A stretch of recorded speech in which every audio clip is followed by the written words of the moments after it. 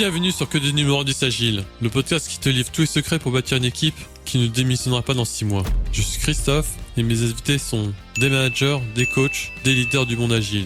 Avec eux, nous allons décrypter leur parcours, leur réussite et leur passion de bâtir des équipes performantes sans négliger l'humain. Sans plus attendre, place à l'épisode du jour.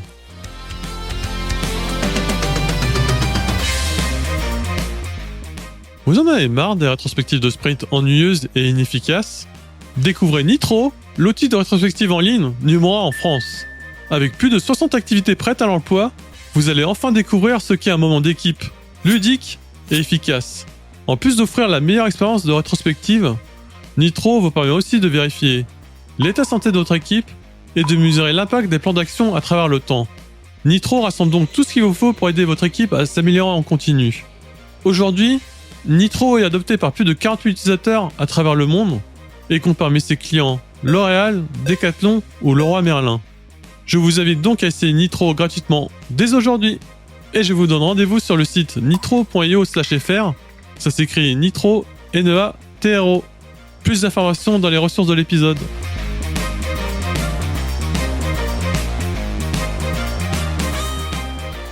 Bonjour à tous et à toutes. Bienvenue dans ce nouvel épisode Que des numéros 10 Agile. Je suis Christophe. Et aujourd'hui, j'ai l'honneur d'accueillir quelqu'un qui est partout, sur LinkedIn, sur YouTube, dans des keynotes. Donc j'ai l'honneur d'accueillir la crack Alban Faego-Ferron. Alban, si tu peux te présenter brièvement. Merci beaucoup Christophe pour l'invitation. Alors pour me présenter rapidement, j'ai plusieurs casquettes. Essentiellement, je suis coach pro.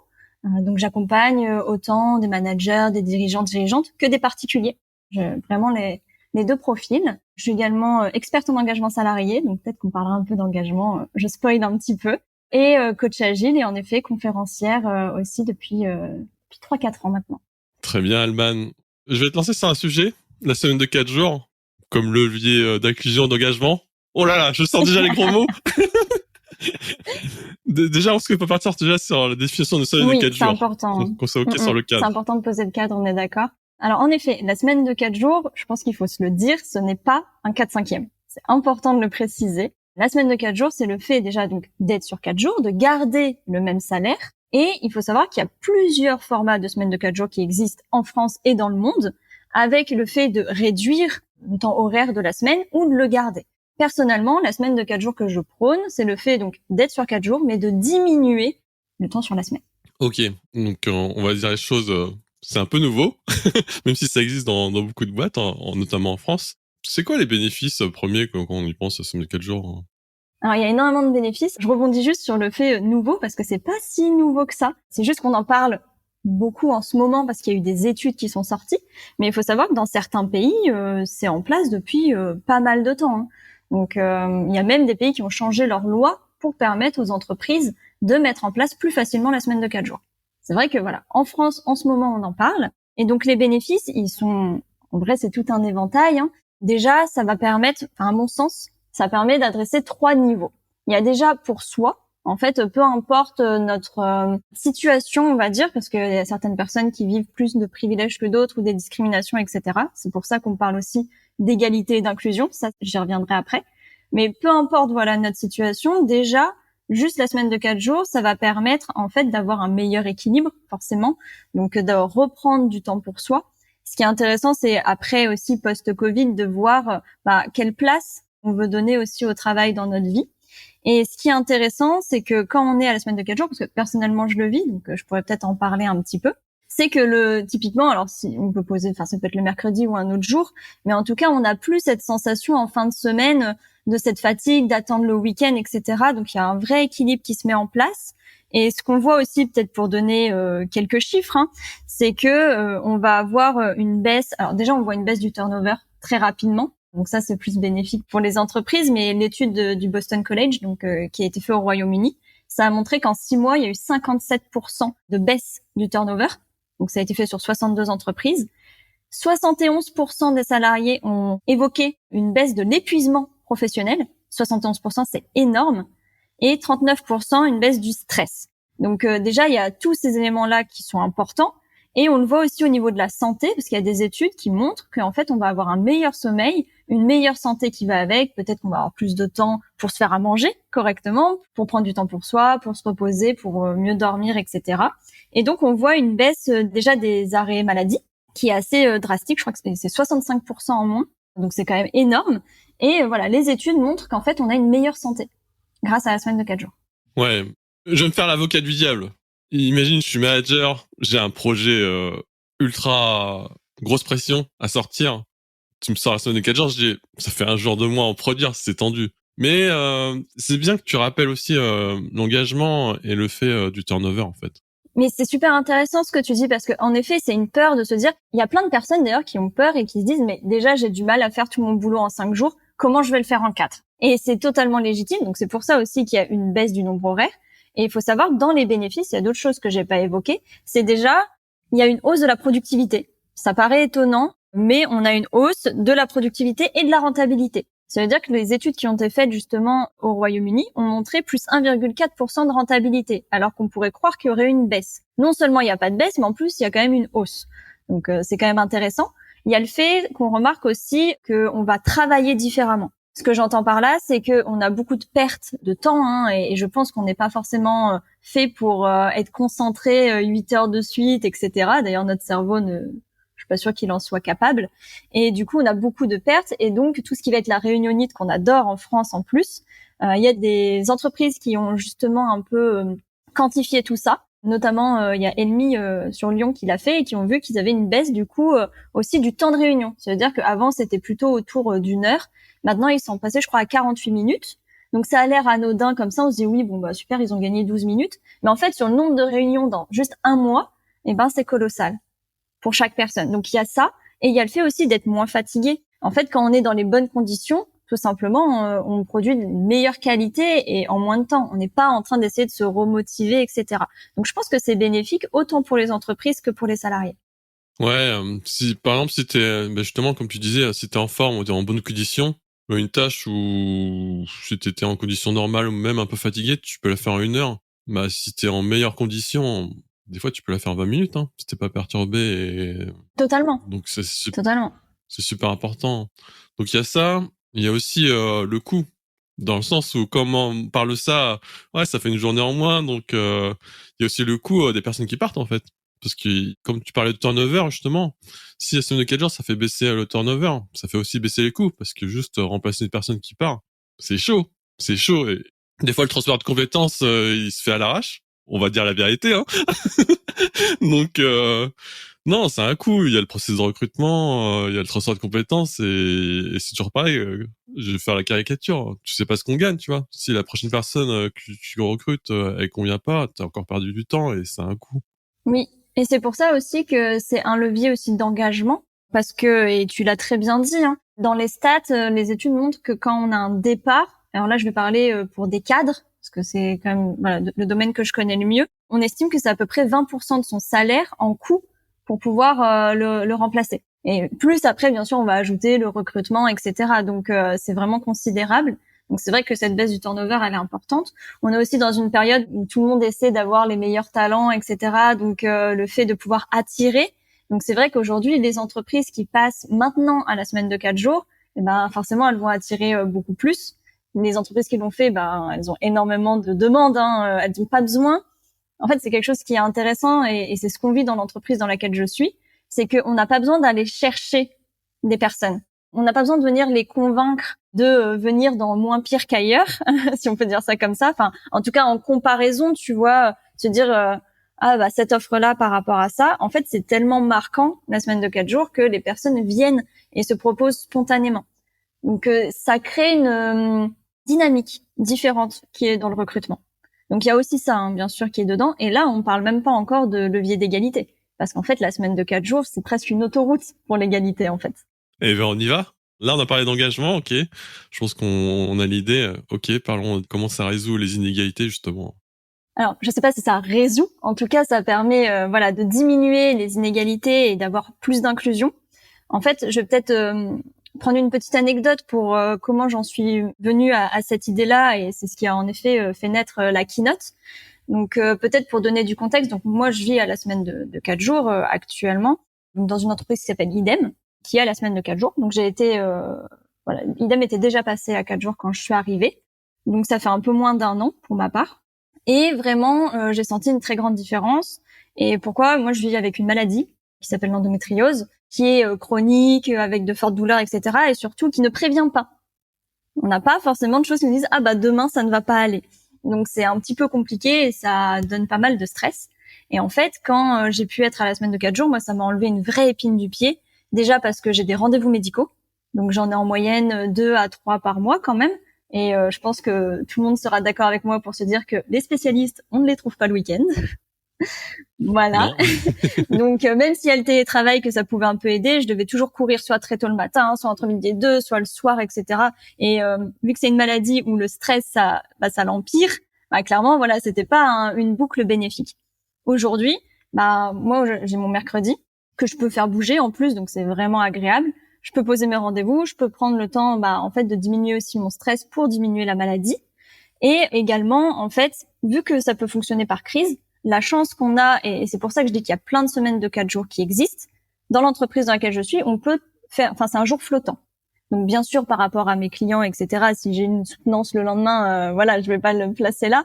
Mais si par exemple j'ai une crise qui se déclenche, je peux faire bouger mon jour off. Et ça, pour des personnes qui vivent avec des maladies chroniques, je pense que s'il y a des personnes qui nous écoutent, qui le vivent, elles vont se rendre compte vraiment du soulagement que ça peut produire, en tout cas de la charge mentale et du stress en moins. Et en fait, en vivant ça, je me suis dit, mais si ça m'aide moi, sans doute que ça doit aider d'autres personnes. Je suis pas exceptionnelle, tu vois. Donc, tu vois, il y a d'autres personnes qui vivent des choses similaires. Et donc, j'ai commencé à m'intéresser à ça. Et je me suis appuyée sur ce qu'on appelle la roue des privilèges. Donc, c'est un outil qui permet de prendre conscience de toutes les différentes discriminations, mais aussi des privilèges qu'on peut avoir. Et je me suis dit, comment la semaine de 4 jours peut adresser chaque cadran de cette roue. Et en faisant des recherches, je me suis rendu compte qu'on adressait presque, alors pas toute la roue, mais presque juste à 3 éléments qui ne sont pas adressés dedans. Et donc là, je me suis dit, mais c'est fou. C'est fou. Parce que voilà, quand on pense à la semaine de 4 jours, on pense toujours, très rapidement, égalité femmes-hommes.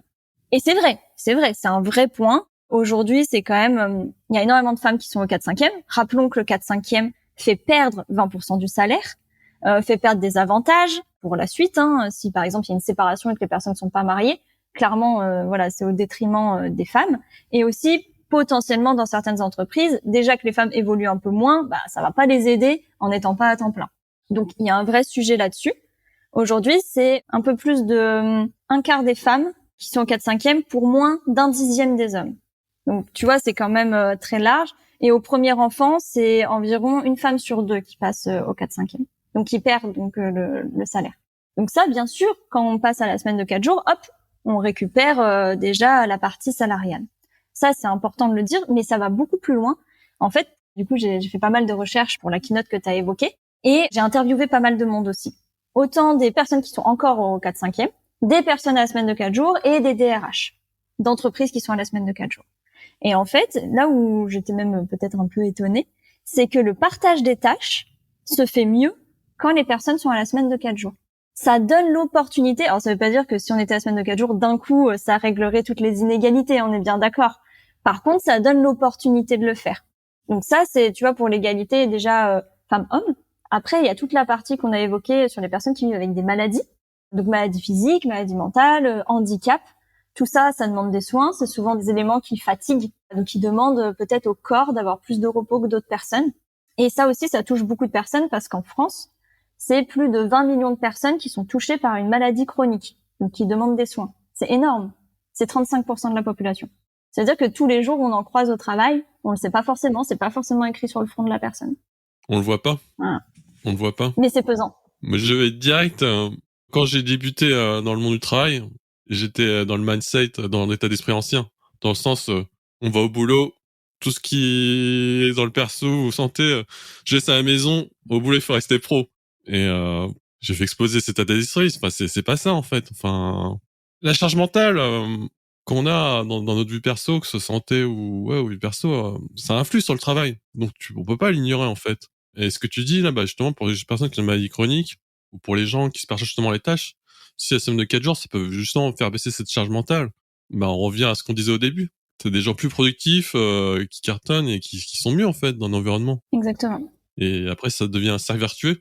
le cas de travail, il est OK et en plus ça permet de faire leur tâche ou bah, justement aller voir les médecins. Hier justement, pour rigoler, hier j'étais allé chez le médecin. OK, j'étais en télétravail, super, c'était bien. Par contre, j'ai attendu 40 minutes parce qu'elle était en retard et j'étais en stress en fait. Je dirais j'ai une réunion dans 20 minutes, qu'est-ce que je fais et tout. Enfin, je repousse, je dis que je suis en retard et ouais, ce que tu dis là, ouais, c'est ça résonne en moi et je pense que ça résonne à beaucoup de personnes parce que c'est pas facile. Exactement. Et on peut aussi penser à toutes les personnes qui sont aidants ou aidantes, donc qui accompagnent des membres de leur famille, parents, enfants qui vivent avec certaines maladies. J'avais notamment interviewé une personne dont la fille a la mucoviscidose, donc qui est petite encore, et qui, elle, a dû passer du coup au 4/5e, parce qu'il n'y avait pas la semaine de 4 jours de son entreprise, pour son enfant. Et en fait, comme elle me disait, c'était très compliqué parce que pas tout le monde peut se permettre d'avoir moins 20% en fait sur son salaire. Et pour elle, du coup, c'est compliqué de garder cet équilibre et en même temps, elle a pas le choix. Tu vois, faut bien que quelqu'un puisse l'accompagner. Et des personnes qui sont aidants ou aidantes, il y en a plein.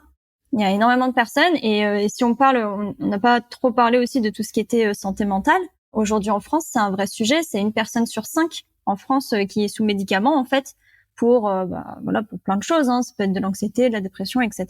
Et pareil, ça c'est très très fatigant. Et ça demande un vrai suivi. Et en fait, la semaine de 4 jours, ça donne aussi l'opportunité pour certaines pathologies, en fait, de pouvoir même en sortir. Alors, il y a certaines choses qui peuvent pas se guérir, mais il y a des choses où ça peut être le cas. Et au lieu de prendre peut-être 6 ans pour pouvoir en sortir, ce sera beaucoup plus rapide parce que elles ont eu le bon suivi, le bon temps aussi pour le corps et l'esprit. Et certaines personnes que j'ai interviewées qui vivaient avec certaines maladies me disaient qu'elles trouvaient ça assez injuste de devoir perdre du salaire parce que elles peuvent pas rentrer dans le même moule que les autres. Et j'entends, tu vois, cette partie-là.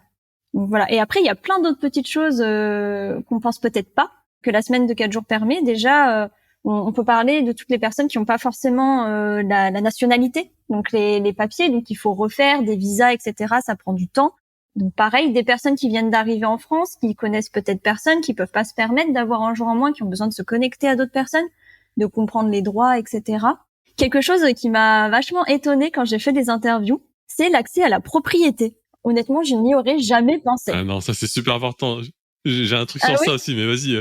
Mais si tu veux, vas-y. Ok, bah si tu veux, j'y vais. Vas-y. Moi, j'ai déménagé il y a 4 mois. Ok, je suis cadre, j'ai un bon salaire, je suis bien. Le problème, c'est que je suis en région parisienne. Et quand tu postules par un appart, on n'est pas deux ou trois, hein. On est une dizaine.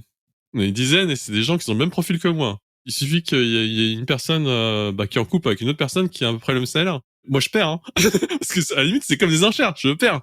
Donc, le seul moyen d'avoir accès justement en condition à cette propriété-là, c'est qu'il fallait être dispo direct en fait pour le visiter. Je suis dispo direct, mon dossier est déjà prêt, j'ai déjà visité. Et comme ça, la personne qui fait visiter, elle voit déjà que mon dossier est tout prêt. J'ai tout, j'ai les garants, j'ai tout. Là, tout taf, il se finit à midi, tu vois. Enfin, t'as pas besoin de faire d'autres visites dans 2-3 jours, tu vois. Donc ça m'a vachement aidé et voilà. Et c'est ça, imagine cette flexibilité avec un jour flottant. Et même s'il n'est pas forcément flottant, vraiment dans les interviews, alors il y avait une personne de Paris qui me disait, alors c'est plutôt pour de la location. Il me disait, en effet, en fait, on te donne 1 heure un jour, et si t'es pas là, c'est tant pis pour toi. Donc il y a ça, mais il y a aussi pour accéder en tant que propriétaire. Et ça, je m'y attendais pas. Bon, déjà, le fait d'être sur 4 jours, ça peut élargir un petit peu la zone de recherche, parce qu'il y a peut-être un peu moins de déplacements. Mais aussi, une personne qui me disait, voilà, il recherchait une maison. Lui, il a la semaine de 4 jours. Il a vu l'annonce, il a pu y aller, il a eu la maison. Et parce qu'il était le premier. Et j'y avais pas pensé, quoi, sur le coup. Donc, il y a ça. Donc, il y a le fait aussi de dégorger certains horaires, même pour faire ses courses. La richesse est un privilège aussi. Et la semaine de 4 jours permet d'accéder à des services qui seront moins chers à certains horaires. On peut penser au sport, au cinéma.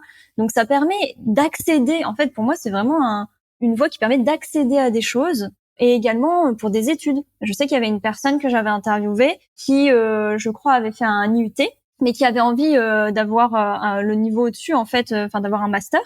Et honnêtement, personnellement, j'ai fait un master en parallèle de mon CDI pour devenir coach professionnel pendant 2 ans. Je ne recommande pas, et encore, j'ai pas d'enfant, hein. Mais je n'ai pas eu de week-end, pas eu de vacances pendant 1 an et demi. Clairement, c'était épuisant. Donc, j'imagine même pas pour des personnes qui ont une famille, qui ont des enfants, voilà. Et du coup, ça peut permettre aussi à des personnes d'accéder à des niveaux d'études où ils n'auraient pas pu avoir accès autrement. Non, c'est important d'avoir du temps sur soi et je sais pas comment les Américains ils appellent ça, side hustle. C'est un genre de projet B, un projet en dehors du boulot. Mais c'est important d'apprendre des nouvelles choses en fait. C'est important d'apprendre de nouvelles choses. Bah toi, tu vois, j'ai vu un peu ton parcours. T'étais pas destiné à faire coach pro ou coach agile, tu vois. Enfin, et encore moins en disant, ah, je vais prendre le micro, je vais faire des keynotes devant 300 personnes. Mais non, mais on a notre travail. Oui, on a notre travail, ok. Mais on a envie aussi d'apprendre de nouvelles choses. Enfin, ça, c'est mon idéal, tu vois. On a envie d'apprendre des nouvelles choses et on a envie aussi de pivoter. On n'est pas focus, on n'est pas, comment dire, on a un diplôme, on a des études, on peut pivoter, on peut changer, en fait, d'horizon.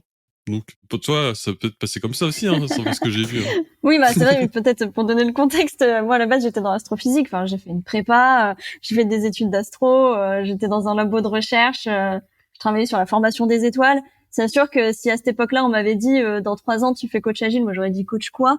Je connaissais même pas ce métier. Mais voilà, parfois il y a des petits éléments qui font en effet qu'on pivote. C'est juste que j'ai découvert Kanban quand j'étais en astro. Et voilà, j'ai eu l'opportunité de faire un autre master et j'ai découvert des coachs agiles puis des coachs pro. J'ai fait, ah, c'est génial. Je regrette absolument pas. Mais justement, je pense encore plus dans nos générations et celles qui arrivent, bah, peut-être que le métier qu'on fait actuellement, bah, c'est pas celui qu'on fera dans 10 ans. Donc c'est vrai que ça donne ces opportunités-là. Et je pense qu'il y a un point qui me tient à cœur que j'aimerais évoquer aussi, c'est que la semaine de 4 jours permet, et là encore une fois, je dis bien permet, ça veut pas dire que c'est une injonction et que c'est obligatoire, mais dans les interviews, il y a énormément de personnes qui voulaient s'investir dans des associations, que ce soit pour l'environnement, pour le social, etc., et qui n'avaient pas forcément le temps, et c'est la semaine de 4 jours qui leur a permis aussi de s'investir. Alors, je dis pas que tout le monde doit s'investir dans des assos, mais toutes les personnes qui souhaitent le faire et qui ne peuvent pas, bah, en fait, ça leur permettrait d'y accéder. Et imagine, en fait, le cercle vertueux que ça peut créer. Et c'est là où moi, mon cerveau, il a fait boum. En fait, quand j'ai fait ces recherches, c'est que je me suis dit, mais en fait, ça nous dépasse ce que ça pourrait créer. Alors peut-être que je suis trop bisounours ou que tu vois que je suis trop dans mon imaginaire, mais je me dis mais si vraiment c'était en place et que les gens en plus allaient dans des assos, etc., donc aideraient encore plus d'autres gens, bah je pense que ça pourrait créer un climat qui est vachement intéressant. Mais moi, je vais même plus loin que ça. Hein. Je vais même plus que ça, Alman. Je pense que ça peut aussi créer des salariés, des super salariés. Je vais te donner un exemple. Ok, on va prendre quelqu'un qui est dans l'IT, un développeur ou je sais pas quoi. Ok. Imagine, avec la semaine de 4 jours, il s'implique dans une association, il voit l'envers du décor. C'est le bordel.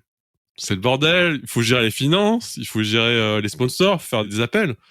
Mais après, tu développes des compétences commerciales ou de vendeur hein, qui sont énormes. Et ça, pour un salarié, si t'es dans un grand groupe, c'est un avantage compétitif de te mettre en avant. Parce que oui, tu peux être développeur, tu peux être dans l'IT, tu fais du bon taf. Mais si personne ne voit, personne ne sait, ça peut être compliqué si tu veux changer de voie ou si tu veux grimper à l'échelle ou si tu veux changer de métier ou faire une mobilité interne. Et le fait justement d'être dans une association ou de monter en compétence sur d'autres sujets qui au départ tu les avais pas, bah ça te crée des super salariés. Enfin, je suis comme ça, j'ai aussi la vision idéale, tu vois. Et c'est bénéfique pour tout le monde. C'est bénéfique pour tout le monde. Ah oui, moi je pense que vraiment les entreprises ont à y gagner et les salariés aussi, mais même plus grandement entre guillemets la société. Quand on voit voilà tout ce que ça pourra apporter, même alors moi je suis pas parent donc je me rends pas compte, mais il y avait énormément de parents qui me disaient que aussi le fait d'avoir plus de temps avec leurs enfants, ça permettait aussi plein de choses parce que c'est des adultes de demain et donc qui seront aussi dans la société. Donc plus ils ont un environnement sain dans lequel ils grandissent, bah je pense plus c'est bénéfique pour tout le monde autour d'eux et pour eux. Donc tu vois, il y a aussi ça, et je suis d'accord avec toi sur le fait de développer plein de skills. Et sans aller dans la course à développer plein de choses, hein, ça peut aussi juste servir à se reposer. Personnellement, je m'en sers aussi beaucoup pour me reposer, tu vois. Donc voilà, je pense vraiment que ça peut apporter à plein de gens, et je dirais aussi pour l'épanouissement. Voilà, l'épanouissement d'une part, et si on fait le lien aussi avec les sociétés, c'est aussi la confiance qui se crée. Parce que on l'a vu, tu vois, déjà avec le télétravail, hein, bien sûr, c'est pas forcément facile pour les managers, pour l'entreprise de dire oula, on sait pas où sont nos salariés exactement, ce qu'ils font, etc. C'est déjà un changement de paradigme. Mais alors imagine avec un jour off qui potentiellement en plus peut bouger, etc. Et moi, ça a créé, enfin, je vais parler pour moi, hein, chez Idem, ça a vraiment créé directement un fort lien de confiance, et j'ai énormément de gratitude pour l'entreprise de me permettre cette flexibilité.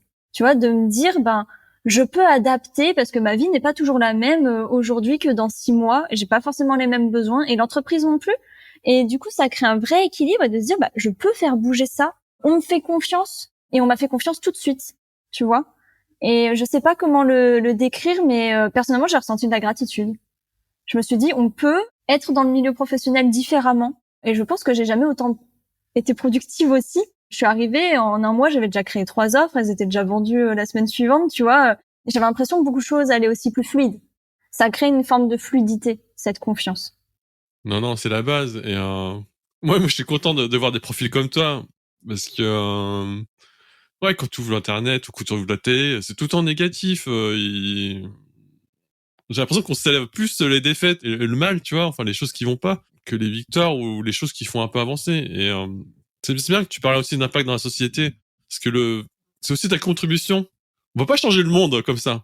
Par contre, je pense qu'on peut changer au moins ton monde à toi, juste autour de toi, tu vois. Juste si t'arrives à un peu changer, je sais pas, 5 à 10 personnes autour de toi, je me dis, je suis naïf, hein, moi j'aime bien les jeux vidéo et les mangas, donc je me dis, ça fait effet ricochet en fait. Si déjà autour de toi, t'arrives à faire bouger les choses, tu te dis que ça peut aussi faire bouger les choses dans la société, dans l'entreprise ou autre chose, tu vois. Même d'un point de vue, oui, systémique, en fait. Moi, je travaille beaucoup avec la systémie. Et en effet, quand tu viens faire bouger le système, c'est très complexe, on sait jamais exactement tout ce que ça va créer. Mais je pense que d'un point de vue systémique, c'est très intéressant aussi. Et oui, moi, j'ai envie de le célébrer vraiment en positif, ce point-là. Et il y a un message que j'ai envie de faire passer aussi, c'est, je pense qu'aujourd'hui, et typiquement en France, je pense que les entreprises qui sont à la semaine de 4 jours, c'est parce que les dirigeants et dirigeantes étaient déjà convaincus et avaient envie d'y aller. Donc, je pense que les dirigeants et dirigeantes qui avaient envie d'y aller, ils l'ont fait. Ils sont en train de le faire, parce qu'il y a beaucoup d'entreprises là qui sont en train d'y aller. Et je pense qu'aujourd'hui, c'est aussi, en tant que salarié, aussi un peu à nous de pousser l'idée, de voir un peu comment ça résonne pour les entreprises où c'était pas l'objectif du dirigeant ou de la dirigeante. Et je pense qu'on a un peu ce rôle-là aussi aujourd'hui. On parle beaucoup d'innovation, tu vois, et d'engagement, et c'est un vrai levier et aussi d'égalité. Je pense que c'est vraiment des sujets d'actualité. Et quand on voit tous les gains, alors que honnêtement, il y a quand même peu de, j'ai pas envie de dire pertes, mais il y a peu de, tu vois, de coûts. Alors en effet, le coût, il va être sur, l'envers du décor, hein, c'est de trouver la forme juridique qui va bien. C'est toutes les étapes de transition, de changement. Hein. Toi, t'es bien dans la conduite du changement aussi. Donc pour moi, je sais pas, si c'est intéressant de donner un peu les grandes étapes. Je pense que tu vois, pour moi, les grandes étapes, s'il y a des personnes que ça intéresse justement, déjà il y a plein de chiffres qui existent. Il faut pas hésiter à me contacter. J'ai un support avec tout ce qu'il faut s'il y a besoin de convaincre, mais surtout de se dire que la première étape, c'est de se demander pourquoi on le fait. Parce que tu vois, quand j'ai interviewé des DRH, les raisons sont pas du tout les mêmes. Tu vois, typiquement, l'entreprise dans laquelle je suis, idem, la CEO, elle, son sujet, c'est la flexibilité. Tu vois, il y avait d'autres entreprises, c'était plutôt l'innovation. Il y a une autre entreprise que j'ai interviewée, eux, c'était le fait que l'entreprise puisse être créée par les salariés pour eux. Tu vois, donc un peu modulé. Donc tu vois, la base n'est pas la même. Donc je trouve que c'est important de se dire pourquoi on veut le faire déjà. Donc d'avoir cette réflexion. Ensuite, d'en discuter avec la salariée et de voir en fait ce que eux vont voir, quels sont les obstacles, quelles sont leurs craintes, quelles idées ils auraient, etc. Pour ensuite co-construire un modèle de test. Je pense que c'est important de tester. La majorité des entreprises ont fait des tests pendant 6 mois à peu près ou 4 mois. Et se dire, voilà, on fait le test et est-ce que les personnes ont bien réussi à prendre leur jour off? Est-ce que c'était facile? Est-ce qu'au contraire, ça a ajouté de la charge? Et de pouvoir adapter. Et tu vois, et petit à petit pouvoir le mettre en place. Et il y a des entreprises qui ont adapté même un peu différemment. Je pense à une entreprise qui est une entreprise française mais qui est sur toute l'Europe. Balance le nom. Qui s'appelle Figure. Qui s'appelle Figure. Ils sont quasiment, beaucoup de gens sont en remote parce qu'ils sont dans plein de pays, etc. Et en fait, eux, ils ont fait un test pendant 6 mois, donc vraiment à 4 jours. Et ils se sont rendus compte que pour certains métiers, notamment sur le support, je crois, et côté sales, si je dis pas de bêtises, c'était un peu plus compliqué d'avoir vraiment leur jour off. Et du coup, ils ont revu ensemble et ils se sont dit, OK, pendant toute une partie de l'année, c'est 4 jours. Et pendant une autre partie, c'est une semaine sur 2. Donc, ils ont revu ensemble. Et donc, je trouve que c'est intéressant de se dire, le cadre, il peut être ajusté justement aux salariés, aux domaines, aux contraintes. Et comme ça, tout le monde pouvait s'y retrouver. Tu n'avais pas 20% de l'entreprise qui est un peu sur la touche. Nous, tant pis, quoi. Donc, de regarder ensemble. Et je pense que juste ça, niveau engagement, tu vois, quand tu co-crées, il n'y a pas de secret à un moment. Quand tu co-crées, voilà, dans l'agilité, quand tu co-crées avec le client, c'est la base, tu vois. Et les résultats, c'est pas les mêmes. Ok, Alban, t'es super bavarde. Est-ce que tu as des choses qu'on a oublié de dire sur ce sujet-là, que tu veux rajouter pour clôturer sur ce sujet-là? Ouais, je pense qu'on en a déjà bien parlé. C'est un sujet où il y aurait tellement de choses à dire voilà, c'est déjà pas mal. Mais de se dire que aujourd'hui, on n'a pas atteint l'égalité sur tous les sujets. Je pense que c'est important de le rappeler et que c'est un moyen parmi d'autres d'aller vers plus d'égalité. Et je pense que tous et toutes, on peut mettre en place des petites actions au quotidien pour ça. C'est le petit message bonus. Eh ben parfait. Ok Alban, on part à la dernière partie du podcast. Je te posais quelques questions un peu sur ta personnalité ou sur ton mode de vie. Hein. Tu peux les refuser ou tu peux me dire non, non, je réponds pas. C'est ok, mais généralement je connais jamais les gens. Ok, on y va Alban. Si une journée fait plus de 24 heures, qu'est-ce que tu ferais? Eh ben écoute, honnêtement, moi je pense que je l'utiliserai pour ralentir un peu. Pour les personnes qui connaissent les drivers, j'ai un fait vite et un soit parfait qui sont bien présents, qui sont un peu en contradiction d'ailleurs, de vouloir faire vite et d'être parfait en même temps. Donc moi je l'utiliserai, oui, pour ralentir, pour apporter plus de calme. Voilà, et peut-être dormir un peu plus aussi. Moi j'aime bien dormir, soyons honnêtes. Bah, écoute, J'aime bien dormir. ok, c'est une de tes habitudes. Bah, tu me tends la perche. Est-ce que tu as une habitude que tu ne dis à personne? C'est une très bonne question. Une habitude que je dis à personne. Je pense qu'on a plein de petites habitudes et on se rend pas forcément compte parce que ça devient un peu des mécanismes. Mais il y a une habitude qui a été structurante dans ma vie pendant à peu près 4 ans et que là qui se détache un petit peu, j'ai la sensation. En fait, j'ai découvert le coaching pro en étant moi-même coachée il y a à peu près 4-5 ans, quelque chose comme ça. Et je me rendais compte à ce moment-là, dans ce coaching, que parfois j'étais pas forcément bien connectée à moi-même. Et du coup, je m'étais mis des petits rituels, entre guillemets, de reconnexion. Et donc, j'ai un carnet dans lequel, une fois par mois, je prends vraiment un temps, avec ma petite tisane, quoi. Un petit temps off où je me fais ma jauge d'énergie, comment je me sens, comment le mois d'avant s'est écoulé, et je me mets des petits objectifs, soit des choses que j'ai envie de faire. Et j'ai tout le temps une partie self-care qui est obligatoire où je me dis, qu'est-ce que j'ai envie de faire pour moi le mois prochain? Et donc ça, c'était vraiment un rituel qui était ultra ancré. Et là, je me rends compte ces derniers mois que je commence à m'en détacher un peu. Donc je pense qu'il m'a été vraiment très utile pendant ces quelques années. Et je pense que maintenant, c'est devenu plus naturel et donc j'ai moins besoin de l'écrire.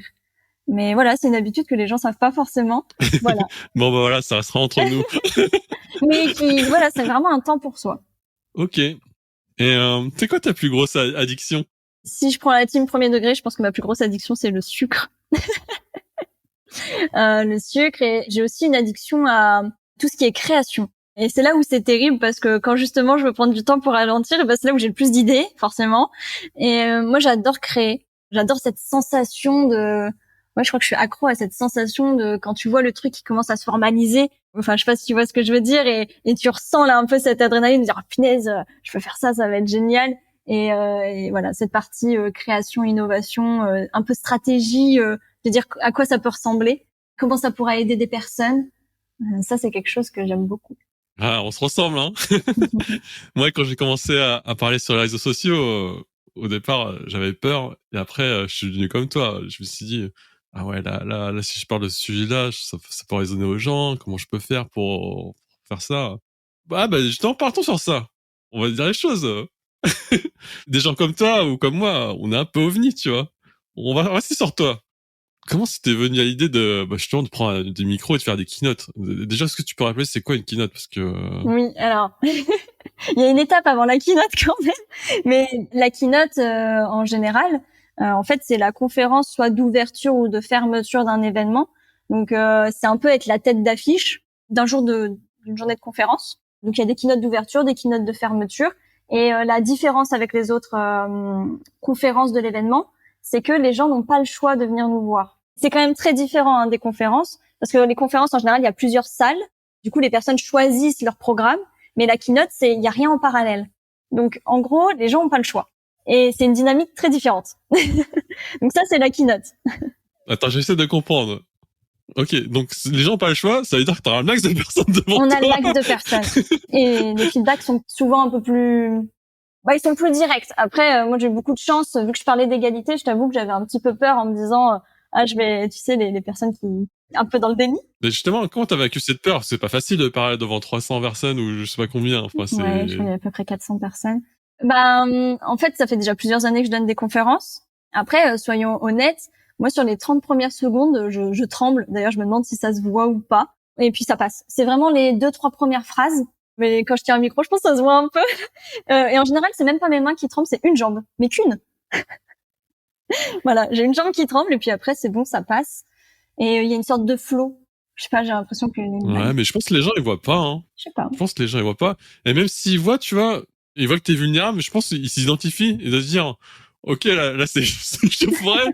Et du coup, t'apportes la sympathie et l'écoute, tu vois. Après, je suis ok non avec la vulnérabilité. Je pense que c'est ultra important et enfin, je le porte et je l'amène en entreprise. C'est peut-être aussi pour ça que, enfin voilà, que je suis autant engagée aussi sur les parties égalité, etc. Même des choses que moi je ne vis pas en discrimination. Mais je pense que voilà, on est tous et toutes différents et différentes. Enfin, on est humain et j'essaie de ramener cette partie humaine aussi en entreprise. Et pour répondre à ta question de base, donc j'ai d'abord fait des conférences. C'est la première année que j'ai pu donner une keynote et j'ai énormément de gratitude envers du coup Agile Montpellier de m'avoir permis de faire la keynote d'ouverture en plus sur un sujet qui me tient autant à cœur. J'espère qu'il y en aura d'autres, de tout cœur. Ah bah là c'est On verra, tremplin, là. on verra, je ne sais pas, j'espère. On va donner tes coordonnées après ce podcast. Si vous cherchez une keynoteuse, n'hésitez pas. Voilà, mais en tout cas, ce qui m'a donné envie, très honnêtement, alors moi, je partageais déjà des recherches avant quand j'étais en astro. On n'a pas trop le choix de faire des présentations, parfois devant beaucoup de monde, sur des sujets très, très complexes. Et en plus, les chercheurs, si on fait une faute, en général, on peut pas le cacher. Voilà, tout le monde est vraiment experte de son domaine. Donc peut-être ça. Et après, c'est quand je suis allée à mon premier Agile Grenoble, honnêtement. Agile Grenoble, j'adore. Super Agile Tour. Et il y a certaines conférences qui m'ont marquée. Et je me suis dit, un jour, je ferai ça. Voilà, je me suis dit, un jour, je ferai ça. Et j'ai commencé à postuler. Donc les premières années, forcément, je me faisais recaler. Je pense, voilà, on y passe toutes et tous. Et un jour, j'ai été acceptée. Et puis du moment que j'ai commencé à être acceptée, voilà, il y a un peu un engrenage qui se met en place. Et maintenant, je fais des petits tours de France chaque année. Assez difficile pour une ancienne agoraphobe, mais voilà, je trouve cet équilibre et je trouve ça génial parce que autant dans ces Agile Tours et dans ces événements, j'apprends et je donne. Et je trouve que cette synergie, elle est magnifique. Et puis petit à petit, on connaît des personnes, on les retrouve. C'est plein d'émulsions. Eh ben bravo à toi. Hein. Moi, j'ai confiance à venir avec des gens comme toi. Mais tu peux démarrer, c'est en faisant un binôme. Il y a pas mal de personnes qui démarrent en faisant, tu sais, du co-speaker. Et j'avais aidé une personne justement à démarrer en étant elle a été co-speakeuse avec moi, justement à Agile Montpellier aussi, mais une autre année. Et maintenant, elle s'est lancée solo. Parfait. Et j'ai une question pour toi, quand même. Ouais. Et toi, et peut-être que les personnes qui écoutent peuvent aussi se la poser.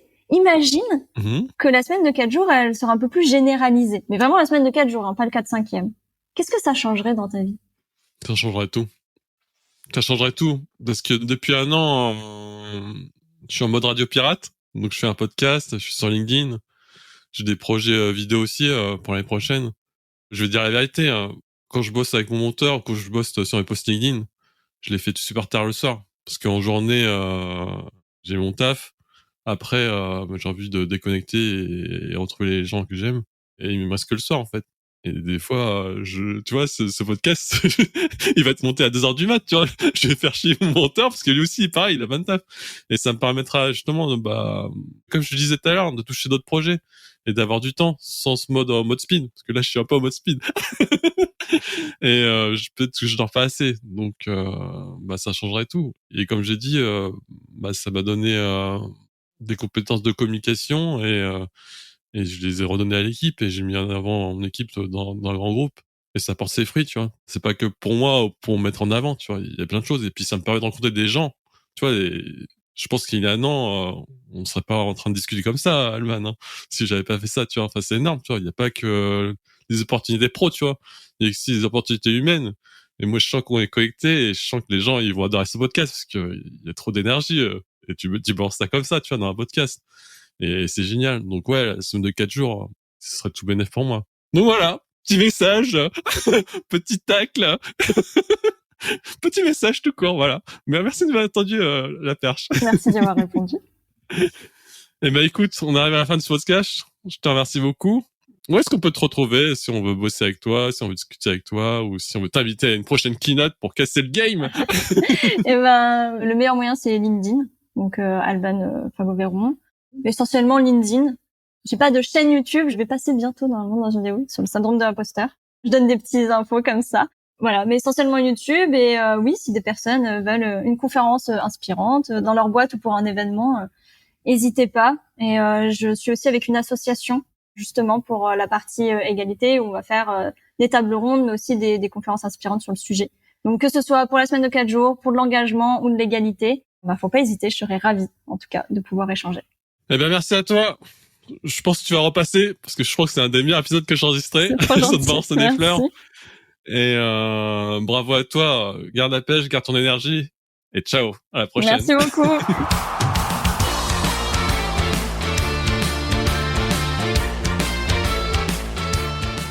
Si l'épisode vous a plu, n'hésitez pas à mettre 5 étoiles sur Apple Podcast et Spotify. Ça m'aiderait énormément pour la diffusion du podcast. Je vous remercie pour votre temps et à bientôt.